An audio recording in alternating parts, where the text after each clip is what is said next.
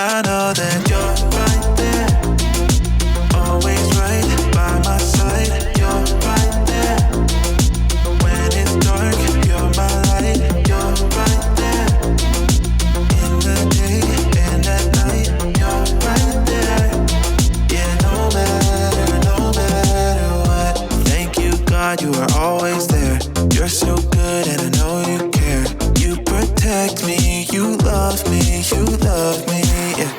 It may be hard to understand it, but you know just what the plan is, so I can believe without seeing it. Oh, that you're right there, always right by my side. You're right there, when it's dark, you're my light. You're right there, in the day and at night. You're right there, yeah, no matter what. When I'm lost, you show the way. You are with me every day, every place, everywhere. I know that you'll be there. It may be hard to understand it, but you know just what the plan is, so I can believe without seeing it. You're right there, always right by my side. You're right there, when it's dark, you're my light. You're right there, in the day and at night. You're right there, yeah, no matter what. No matter what, no matter what. Yeah, no matter what. I know you're moving, I'm gonna follow. I know you're moving, so I'm gonna follow. Yeah, I know you're moving, so I'm gonna follow. I know you're moving, so I'm gonna follow. You're right there, always right by my side. You're right there, when it's dark, you're my light. You're right there, in the day and at night. You're right there, yeah, no matter what.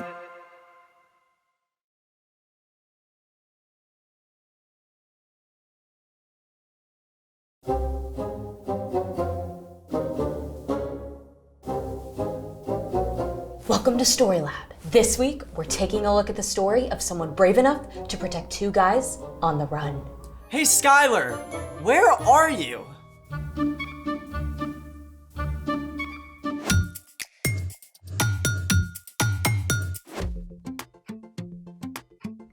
Hey, I'm Skylar. And I'm Sebastian. We're talking about how God can help us be brave when we face difficult things. Do you consider yourself to be a brave person? Well, yes. I mean, it depends on what I need to be brave for. If it's getting up to give a report in front of class, I can totally be brave. If you fall and scrape your knee and need someone to help clean up the blood, I'm your girl. But I gotta admit, there are a few things I'm not quite so brave about, like needles. Hey, Skylar? What? Don't panic, but Get Got it. Whew. Thank you for stepping up. I mean, stomping down. Hey, wait a minute. This is totally fake. And that was not a fake scream. I thought you were being heroic. But you set me up. True. You owe me. Well, also true. How about you get to choose what we get to do today? I know just the thing to explore. Let's discover it. All right, what do you get? Okay, so you protected me from that spider. Chivalry isn't dead. Yeah. All right, but in the wild, there are different animals that actually do protect each other from danger. This I did not know. First up, we're traveling to Africa. Zebras and ostriches. Yep, they're both prey for faster animals who want to eat them. Zebras have great eyesight, but they don't have a good sense of smell. And ostriches have terrible eyesight, but they do have an awesome sense of smell. So they work together. Exactly. The ostriches alert the zebras if they smell a dangerous predator, and the zebras alert the ostriches if they see trouble. That's amazing. Next up, we're heading to the tropics. We found Nemo! But I don't see who Nemo is protecting. The sea anemones. Oh, very cool.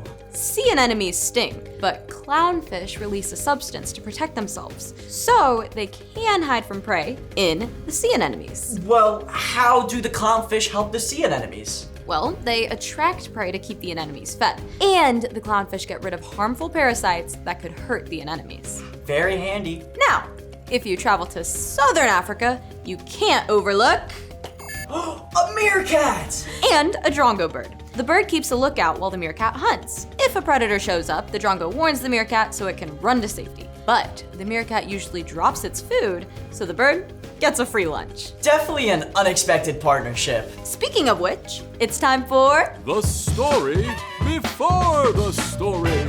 Today we're in Joshua, the 6th book in the Bible. In the beginning, God created the whole world and everything in it, including people. But when people turned away from God, the world was broken, and so was our friendship with God. Still, from the beginning, God had a plan to restore it all. God chose one man, Abraham, and promised to bless the whole world through his family. For hundreds of years, Abraham's descendants, the Israelites, were enslaved in Egypt. Then, God called Moses to lead them to freedom. But in the wilderness, the people turned away from God again and wandered for 40 years. Until God finally brought them to the edge of the promised land. Which is where our story starts. Take it away.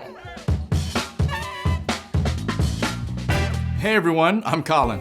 After 40 years camping out in the wilderness, God's people finally arrived at the Jordan River. When Moses died, God chose Joshua, who had shown great courage, to lead the Israelites. Joshua, I want you and all these people to go across the Jordan River. I will give you every place you walk on. Be strong and very brave. But this new land was not empty. A walled city called Jericho stood on the other side of the river, and the people who lived there worshipped false gods. Joshua knew that he must be wise as well as brave. Go and look over the land. Check out Jericho. We've got this. On it. So the spies snuck across the river and entered Jericho. A woman named Rahab offered them a place to stay. Now, the people of Jericho already knew about the Israelites, how their God had led them through the Red Sea and helped them defeat their enemies. So when word reached the king of Jericho that Israelite spies were in the city, he panicked. By order of the king, bring out those men who've come to your house. It's true that the men came here, but I didn't know who they were. They left at sunset.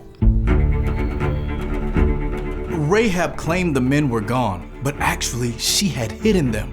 See, Rahab's home was built into the city wall. Knowing the men were in danger, she had taken them up to the flat roof and piled flax to hide them. No one will find you here. Don't move until I return. Rahab even sent the king's messengers on a wild goose chase. I don't know which way they went. Go after them quickly. You might catch up with them. Now, did Rahab just tell a lie? Yup.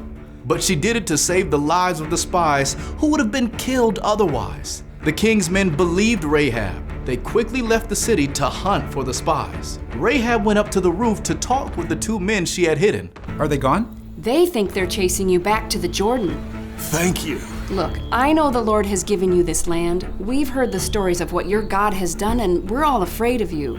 The Lord your God rules heaven and earth. You're not an Israelite, but you speak truth. Just promise that you'll be kind to me and my family. Don't let us be killed. You're saving our lives, so we'll save yours when the Lord gives us this land. The city gates were shut for the night, so there was no way for the spies to get out of town, except through the wall itself.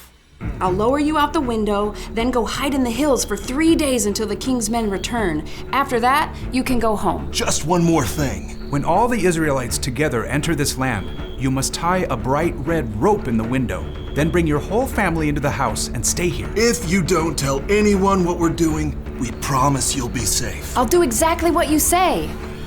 Rahab lowered the men on a rope and they escaped into the hills. At the end of 3 days, the king's men returned to Jericho and the spies made their way back across the Jordan. The Lord has given the whole land over to us. All the people are weak with fear because of us. You may may have heard how the rest of the story goes. The Israelites crossed the Jordan River, and God gave Joshua instructions for the army to march around the city for 7 days in a row. On the 7th day, they marched around the city 7 times and then shouted out together, and the walls of Jericho crumbled down. The Israelites were able to walk right in and capture the city. But the spies went immediately to Rahab's home and rescued Rahab and her family, just as they had promised. Because of Rahab's courage, she and her whole family were saved. The end. Wow. Rahab was seriously brave. I wonder how she knew to trust the one true God. We don't know how that came about. But after this, Rahab became part of God's family. In fact, she was the great-great-grandmother of King David, and she's even mentioned in the book of Matthew as part of the family line of Jesus. That's pretty cool. So, what's our part in this story? Rahab took a huge risk when she helped the spies. But even though she was not an Israelite, she chose to trust the one true God and showed incredible courage. She trusted God, and God helped her be brave enough to do something really hard. That's right. Courage often looks like standing up for someone else. Like if you're with a group of kids and they start making fun of someone, you could be brave and you could say something kind or nice about that person. Or choosing to welcome the new kid while everyone else hangs back. Sometimes showing courage means trying something new or different, like playing games with the residents at a retirement home. Or serving meals to people who don't have homes. When you need courage, ask God. God can help you be brave and show love to someone who needs your help. When you do that, others can see God at work in and through you. I think you've got it. See you next time. Bye. So here's the thing. God can give you courage to help someone in need. Someone at school. Or home. Or in your neighborhood. You just never know who might need you to be brave for them. Like? Hey, they're friends. The humming frog gets its food by eating the tarantula's leftovers. And the frog protects the tarantula by eating the ants that would destroy its eggs. I think I'd be okay with the destruction of tarantula eggs. Well, thanks for joining us in the Story Lab. See you next time. Hey, Sebastian. That was really funny. I know.